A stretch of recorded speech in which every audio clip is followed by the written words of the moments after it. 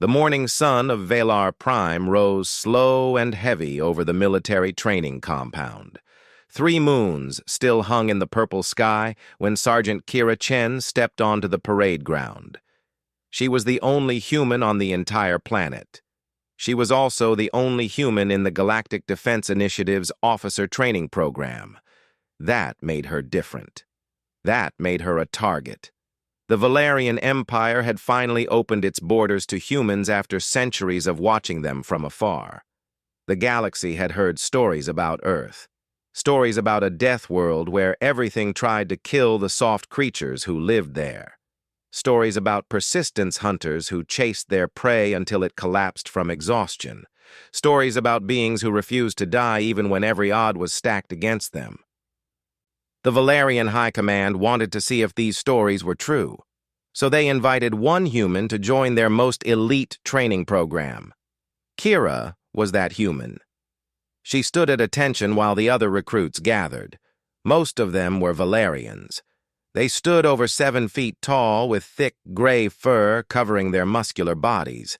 Their faces looked like something between a wolf and a bear from Earth. Their eyes glowed amber in the dim morning light. They moved with the confidence of apex predators, because that was exactly what they were. The Valerians had conquered 12 star systems. Their military was feared across the galaxy. Their warriors were born into battle and raised on stories of glory. They did not understand weakness. They did not accept failure. And they certainly did not respect a small pink creature from a backwater planet called Earth. Senior drill instructor Varkoth walked onto the parade ground. He was massive even by Valerian standards. Old scars crossed his muzzle. One of his ears was torn in half from some ancient battle. His voice boomed across the training field like thunder rolling through mountains. "Today we test endurance," he announced. "Full combat gear. 20 kilometers through the burning sands. Any recruit who falls behind will clean the barracks for 1 month. Kira felt her stomach tighten. The burning sands were exactly what they sounded like. A stretch of desert where the ground temperature reached 60 degrees Celsius during the day. The Valerians were built for extreme conditions. Their thick fur actually helped regulate their body temperature. Their massive lungs could process oxygen more efficiently than most species. Humans were not built for this. Kira knew it. Everyone knew it. The recruits lined up at the starting point. Kira took her place at the end of the line. She wore the same combat gear as everyone else. 50 kilograms of armor, weapons, and supplies. It pressed down on her shoulders like a punishment. "Look at the little creature," someone whispered behind her. Kira recognized the voice. It belonged to Thrax, the largest recruit in the program. He was the son of a famous general. He had made it very clear since day one that he believed humans had no place in Valerian military training. "She will collapse before the first kilometer," another voice added. "They should have sent her home on the first day." Kira said nothing. She had learned that words meant nothing to the Valerians. Only actions mattered. Only results earned respect. The horn sounded. The recruits surged forward into the desert.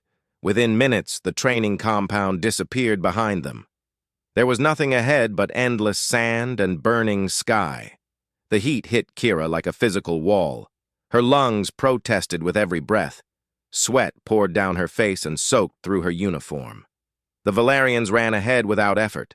Their long legs covered ground that took Kira 3 steps to match. Their breathing remained steady and calm. They were machines built for war. She was just a human trying not to die. But she kept moving. 1 kilometer passed, then 2, then 5. Kira's legs screamed for rest. Her vision blurred at the edges. The weight on her back felt like it had doubled. Every survival instinct in her body begged her to stop, to sit down, to admit that she did not belong here. But she kept moving. The main group of recruits had pulled far ahead. She could barely see them through the heat waves rising from the sand. Only a few stragglers remained near her position. Most of them were younger recruits, cubs who had not yet earned their full growth. They struggled under the weight of their gear just like she did. Thrax suddenly appeared beside her. He was not tired at all. He had dropped back from the main group just to watch her suffer. "You shame yourself," he growled, "and you shame this program by being here. A creature from a weak world has no right to wear our armor." Kira did not look at him. She saved her breath for running. "You cannot even keep pace with the cubs," Thrax continued. "Perhaps you should train with them instead. Perhaps you should go back to your little planet and play soldier there." He shoved her shoulder as he passed. Kira stumbled but did not fall. She caught her balance and kept moving. The cubs nearby had watched the whole thing. Their young amber eyes moved from Thrax to the human and back again. They had been raised on the same beliefs as Thrax. They had been taught that strength was everything, that weakness was shameful, that other species were inferior. But something strange was happening in their young minds. The human was clearly suffering. Her breathing was ragged and harsh. Her steps were short and unsteady. She was obviously in pain, but she kept moving. She did not complain. She did not ask for help. She did not slow down despite the fact that her body was screaming at her to stop. The cubs had seen Valerian warriors give up during training exercises. They had seen recruits twice her size sit down in the sand and admit defeat. This small pink creature refused. One of the cubs moved closer to Kira. His name was Lorath, and he was barely past his first growth cycle. He was the smallest recruit in the program. The other Valerians often made him the target of their jokes. "Human," he said quietly. "Why do you not stop?" Kira kept her eyes on the horizon. Her voice came out in gasps between steps. "Because stopping is easy. Anyone can stop. The hard thing is to keep going when everything tells you to quit." Lorath thought about this. He had never heard such an idea before. Valerian training taught that strength came from the body, from size and power and natural ability. This human seemed to believe that strength came from somewhere else entirely. Another cub moved closer, then another. Soon a small group of young Valerians were running alongside the human. They matched their pace to hers. They fell into step beside her like soldiers following a commander. Thrax noticed this from ahead. His amber eyes narrowed with anger. He dropped back again to confront them.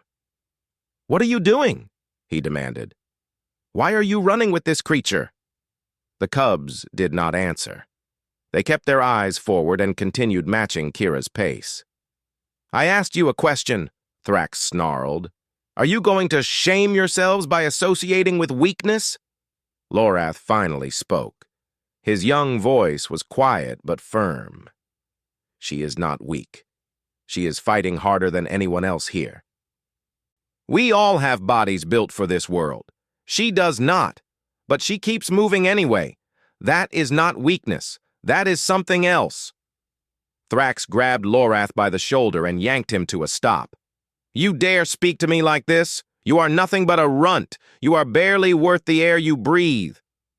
Something changed in the moment that followed. The other cubs stopped running. They turned to face Thrax. Their young eyes held a new kind of light, a new kind of understanding. Kira stopped as well. She turned around and walked back to where Thrax held Lorath. "Let him go," she said. Her voice was barely a whisper. She could hardly breathe. Her body was shaking with exhaustion. But she stood between Thrax and the cub without any fear in her eyes. Thrax stared at her in disbelief. This tiny creature was challenging him? This being who could barely walk was trying to protect someone else? "You are insane," he said. "I could break you in half without trying." "Probably," Kira agreed. "But you would have to catch me first, and then you would have to explain to your famous father why you attacked an unarmed recruit who was defending a cub. That would make a very interesting story at the officer's banquet." The muscles in Thrax's jaw tightened. He knew she was right.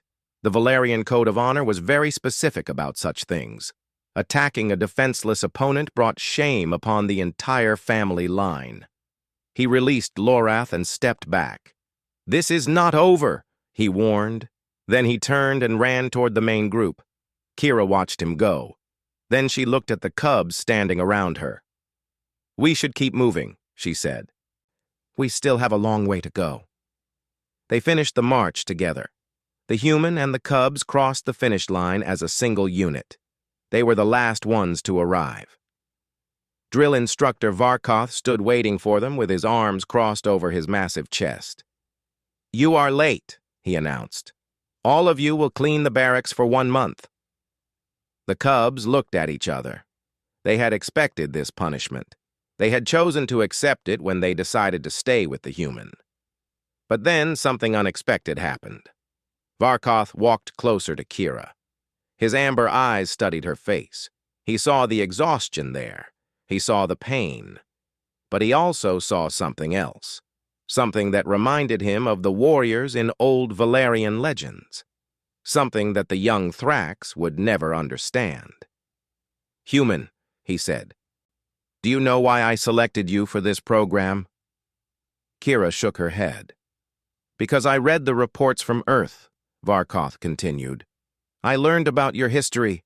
I discovered that your species once chased animals across open plains for hours until those animals collapsed from exhaustion. I learned that you climb mountains simply because they exist. I learned that you travel to the depths of your oceans and the vacuum of space, not because you have to, but because you want to. Your bodies are fragile. Your planet tried to kill you every single day. But you never stopped fighting. You never stopped moving forward." He turned to look at the cubs standing behind her. These young ones saw that today. They saw a being who had every reason to quit but chose to keep going anyway. They saw true strength. Not the strength of muscle and bone, but the strength of will and spirit. That is something worth learning. That is something worth following. Varkoth looked back at Kira. "You will not clean the barracks. None of you will. You have earned something more valuable than a perfect time today. You have earned respect." He walked away without another word. The cubs surrounded Kira with expressions of wonder on their young faces.